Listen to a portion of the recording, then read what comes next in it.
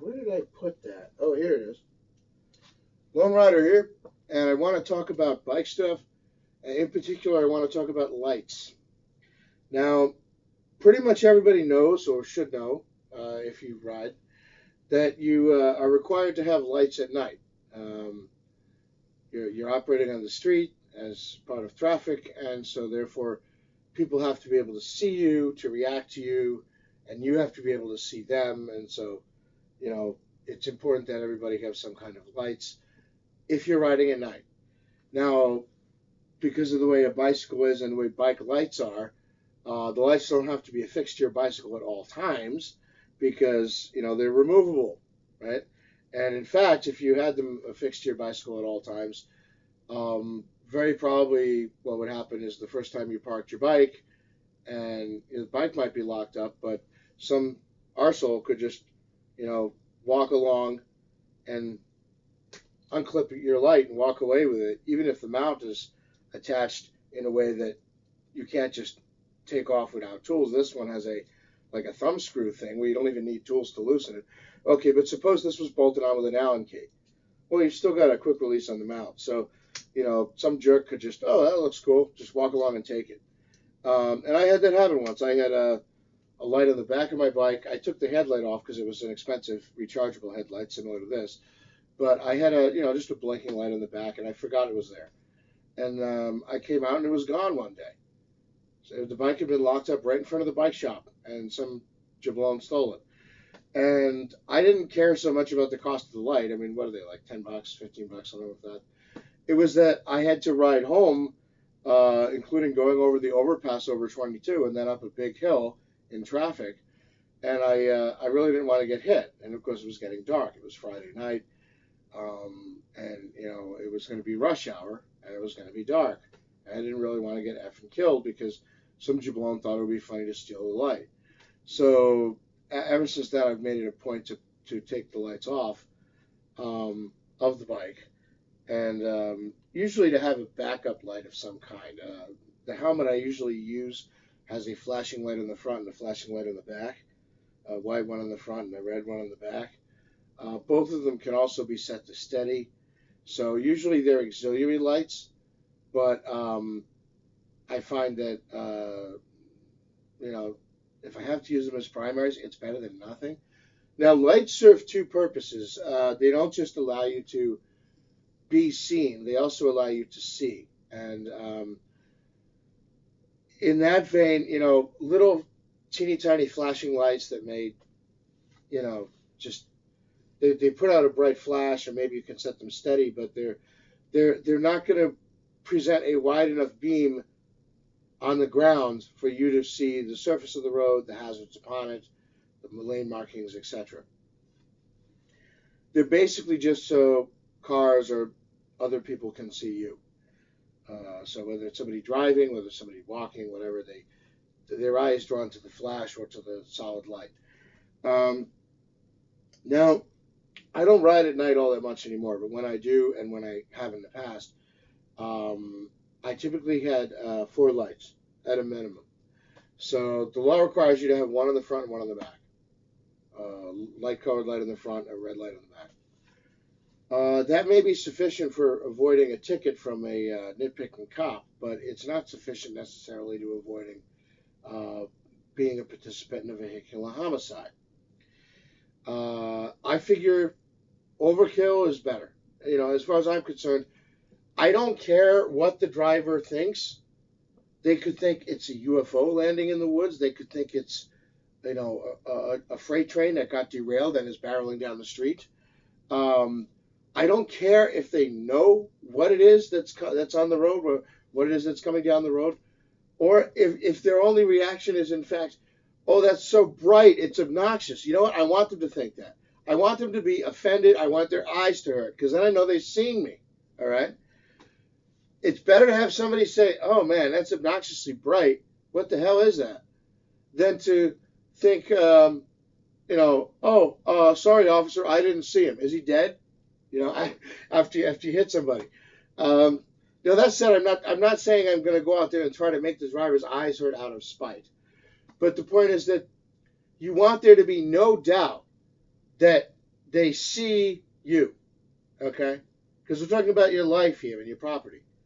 I don't want my property damaged. I don't want my bike damaged. I don't want my safety at risk, and I don't want my life, ended because I was too considerate that it might hurt some jablon's eyes, so I didn't use a brighter light. Now, I'm going to use the brightest light I can get my friggin' hands on. And, generally speaking, that's become a lot easier now because the lights have come down in price. This is an inexpensive rechargeable light by a brand called Saigo Light. And this is their Metro model. This is from a few years ago, actually. I'd say about a year or two ago. Now, this one has several settings. There's a standard USB plug, so you can charge it at your computer. You could, plug it into the wall. And there's a push button on the top. Like I said, you got a quick release mount here. Then you have it's quick release detachable, essentially, or would be if my right hand didn't still have some numbness. There we go. So you can leave the mount on the handlebars and just take this off, or you can take the whole thing off. It's up to you. And this one is fairly bright. As you can see, actually there's several settings. There's strobe, there's a flashing, there's a bright, and then there's another brightness setting and a dim setting. Now, each of those settings has their advantages, obviously. The dim setting will save your battery and still provide a decent amount of light. The bright setting, obviously, is really bright and will allow both you to be seen and you to see the road surface and see any hazards and things like that. The strobe and the flashing are really for drawing the attention of the eye. And that would actually be useful in daylight. You'll notice the lights are on in here. It's well lit. But if I set this to the strobe setting, pretty sure that's still visible. I don't want to aim it directly at the camera because it'll probably burn out the camera. But if you can see, even from an angle, yeah, and then the flashing, same thing. So even during the daytime, if you had this on your bike, it would draw the attention of somebody.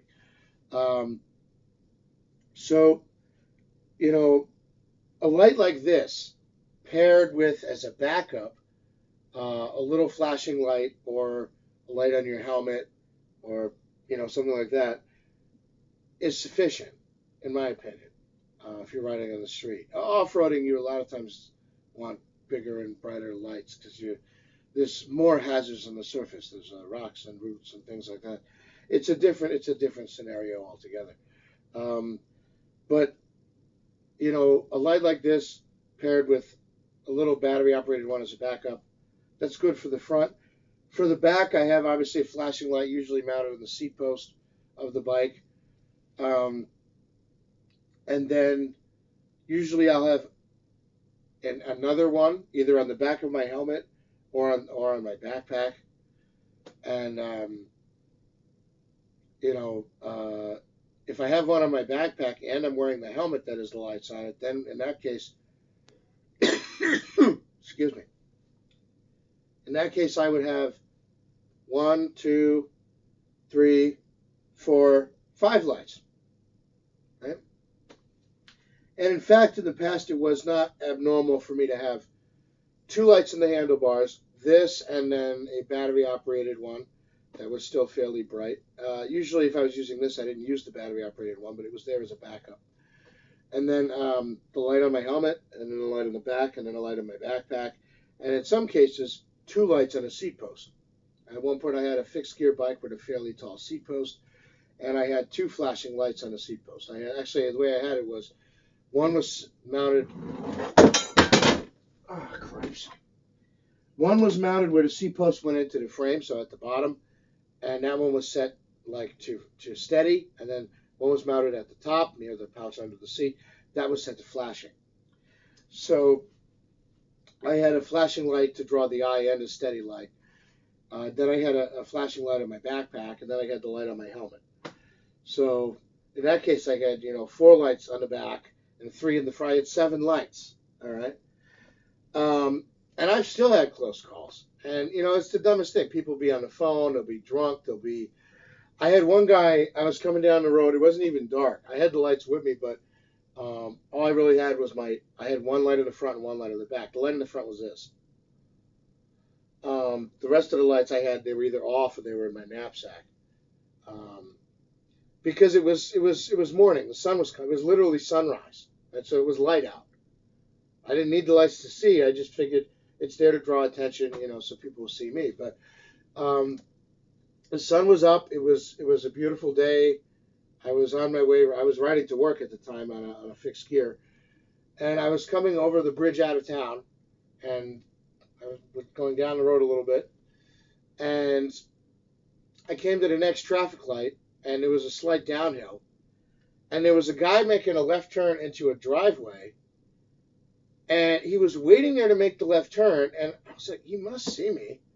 I mean, it's broad daylight. I was wearing like a bright red cycling jersey, and I have these flashing lights all over me. And so I'm going down the road. I'm like, it doesn't look like he's going to wait. And he goes like this. And then he stops. I don't know why he stops. Why didn't he just pull into the driveway? But because he stopped like this, or maybe he was just going so slow, dawdling, that it appeared that he was stationary. But anyway, the point is, he pulls across my path, and it's like, well, what the hell? I slam on the brakes. The bike skids around like this and comes to a stop literally next to the van. I'm like, dude, are you drunk off your ass? I mean, what the heck is wrong with you? Are you blind? And the guy goes, oh, there was a sun glare. I didn't see you. Now, there may very well have been a sun glare, but a responsible driver, I've encountered sun glare when I'm behind the wheel. You know what you do? You make an effort to see around it. And if you can't see, then you don't fracking go. I mean, just a thought, right?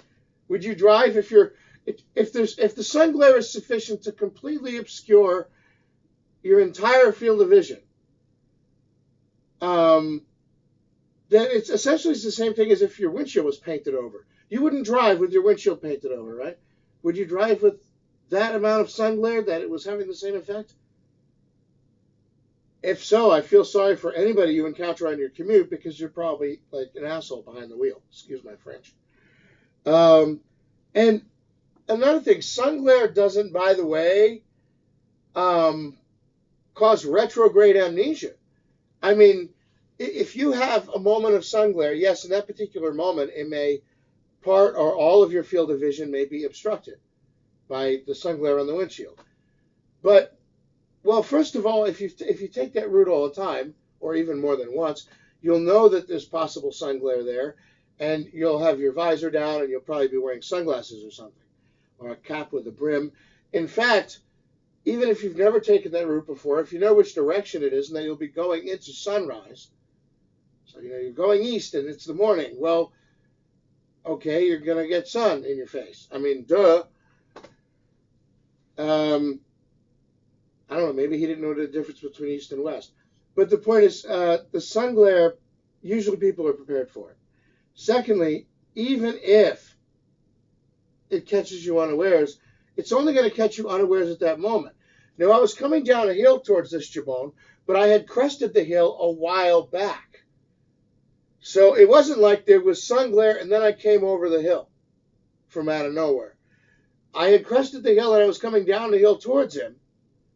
And then he said there was sun glare. Well, it's like, okay, if there's sun glare, it's going to obstruct your vision momentarily.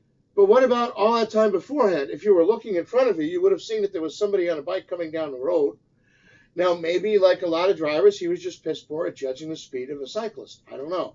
A lot of people can't judge the speed of other cars, even though they have experience as a driver, which is, I mean, one of the reasons why we have like 30,000 people killed in car wrecks every year in this country. Folk be stupid. But here's the thing. Saying that you don't have the skills that you should have to have in order to drive a car isn't really an excuse. It's an admission of negligence.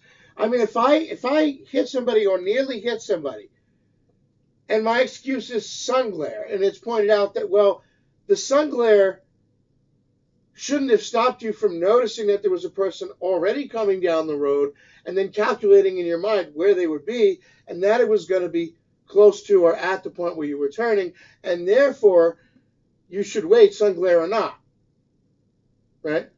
Aside from the separate issue of if you can't see, you don't turn across potential traffic. Now, here's the thing. Maybe he really couldn't.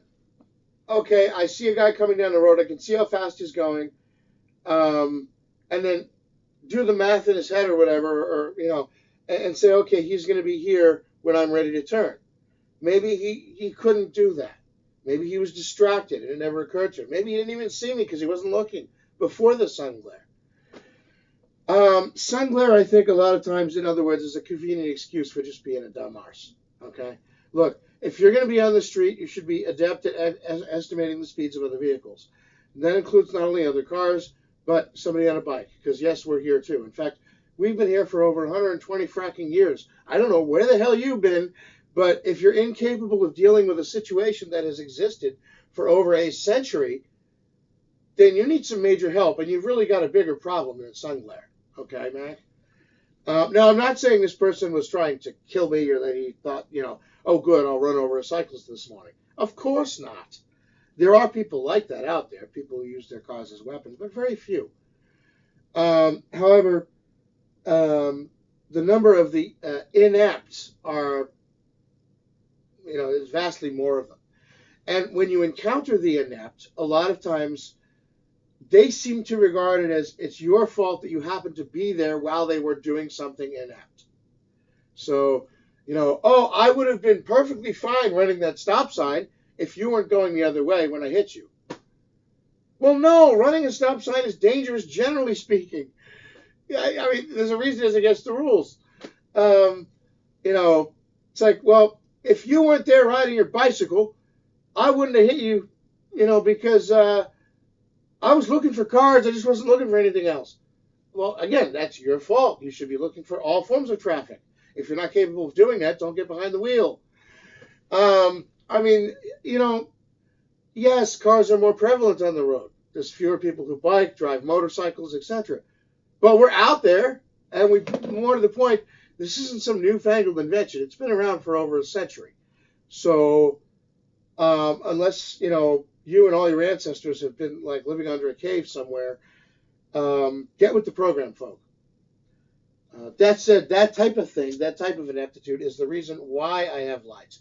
And in particular, why I have lights that are sometimes so bright. I remember one time I was riding my bike. I was coming home from doing some errands in the evening after work. And I came around the bend, and it wasn't this light. It was a different brand, but it was I think it was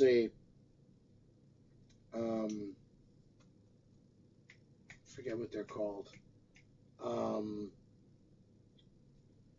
Gosh, I'm drawing a mental blank. It was another brand, a brand that had been sold by a local shop that was a Trek bicycle dealer, and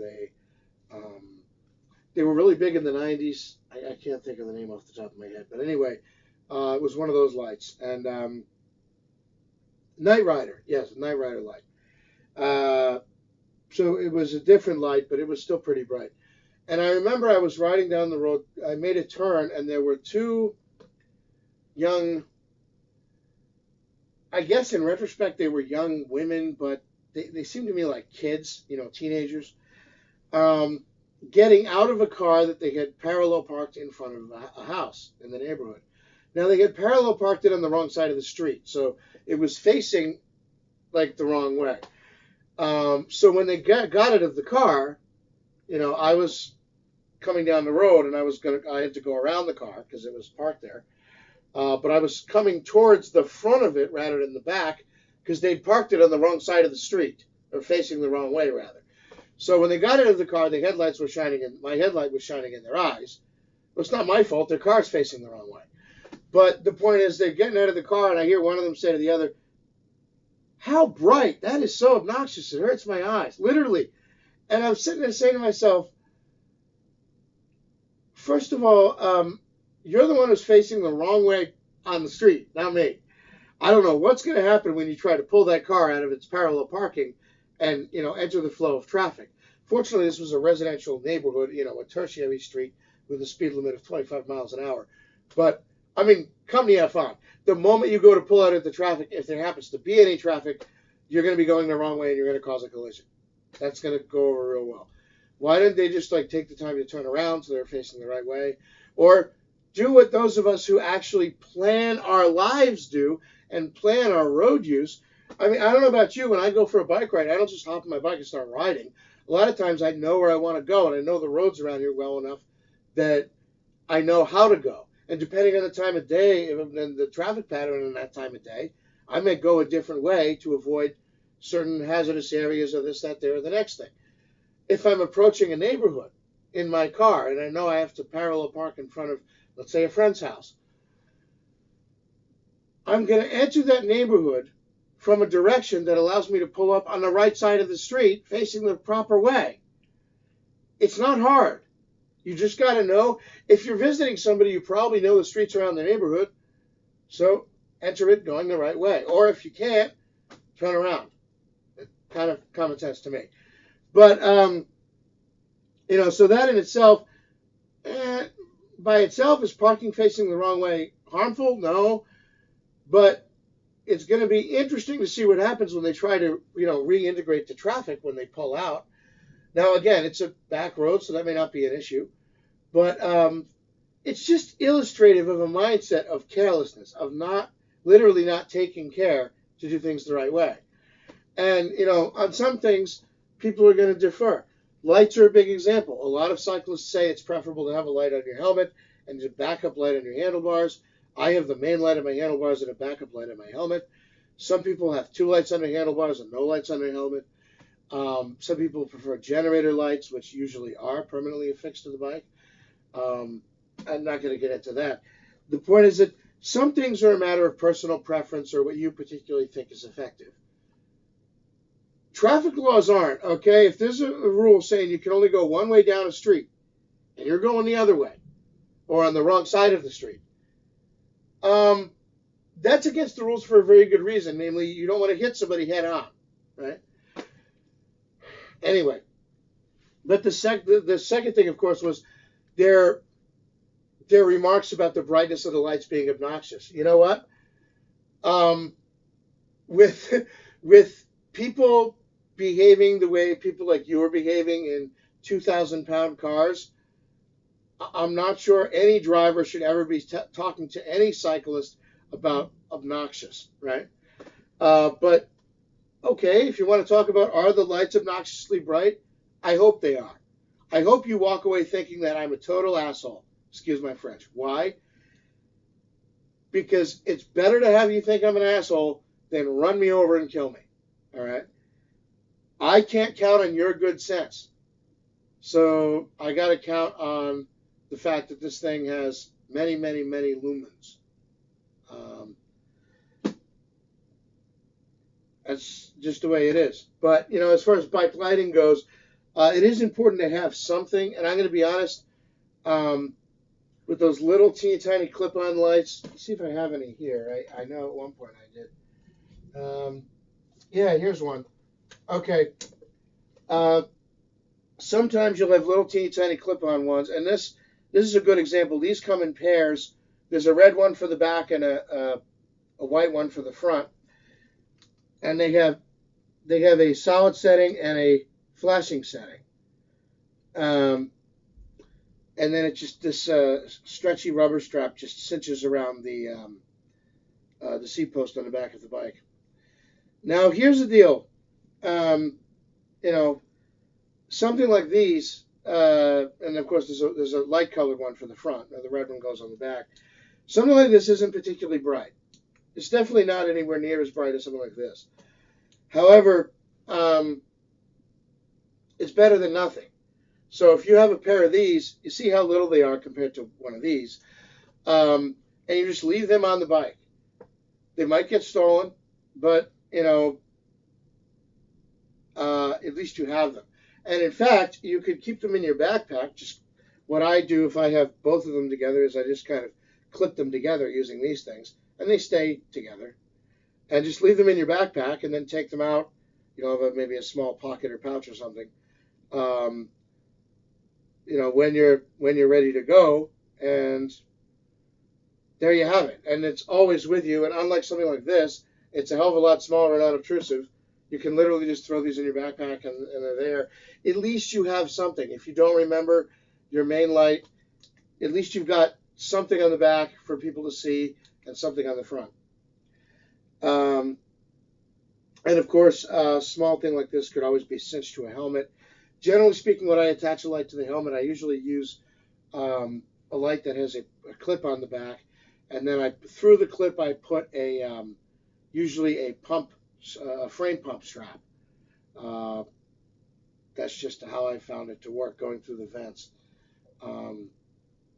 But yeah, this is an important part of cycling. Even if you don't ride a lot at night, you should at least have some form of lights.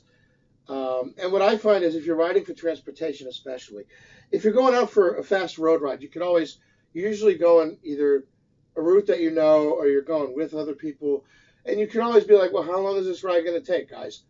And you know what time of day it is and when it gets dark, and you know whether to take lights on a ride or not, right? But if you're riding for transportation, if you're riding to the store, to a friend's house, to work, whatever, it pays to bring lights with you, even if it's only a little backup pair like this, because you may find yourself, especially if you're doing errands or you're at a friend's house or visiting relatives or whatever it is you're doing, where you're just riding to get around, you may find yourself, you go in to see a movie, lock your bike up, go in to see a movie, you come out and it may be dark, right? So you should always have lights of some kind with you if you're riding for transportation or you're riding, just general purpose riding. It's one thing to say, I'm going to go mountain biking for 2 hours in the morning. Or I'm going to go for a road ride for, 2 hours on Sunday morning, something like that. That's fine. And you know what? You know when you'll be back, and even if you get a flat tire or something, realistically, you'll still be back before nightfall, like 10 hours later or whatever it is. Here's the deal. I just, as a backup, I find that it helps to have these. And they're inexpensive enough. You can buy, if you're like most cyclists, you have more than one bike, you buy several pairs, just keep them with the bikes. And it's just, and then I only have one good set of lights. I only have one good rechargeable light that I really use. But I have a whole bunch of these little bitty things, and they're just nice to have. So, just throwing that out there about lights and cycling, and it is important to have lights. And there's a variety of reasons for that. One is the ineptitude of the drivers, obviously, especially when reacting to or seeing cyclists. So the more lights you have, the more likely it is they're going to see you, the better. The second thing is roadway conditions themselves. It's not just a safety thing about other traffic interacting with you. It's about you being able to see, not just be seen. So if there's a pothole, if there's a board with nails in it, if there's a broken bottle of glass, I want to be able to see that so I don't run it over. Right? I don't want to crash into the curb and go flying. I don't want to go off the road and hit a post. I don't want to, again, if some debris falls off a truck or something, or some drunk driver smashes a bottle on the road, I don't want to run into that and get a flat tire. You'll note that a lot of this debris, not all of it, some of it's due to the weather, but a lot of this debris on the road and the road hazards are actually caused by drivers. It's funny how that works. But how many cyclists are running around dropping masonry in the street, or boards with nails in them, or bottles of Jack D, right? I just don't see it happening. But anyway, lights are important, and I just thought I'd throw that out there. So make sure you light your bike, or at least be able to do so if you're going to be riding at night. Lone Rider out.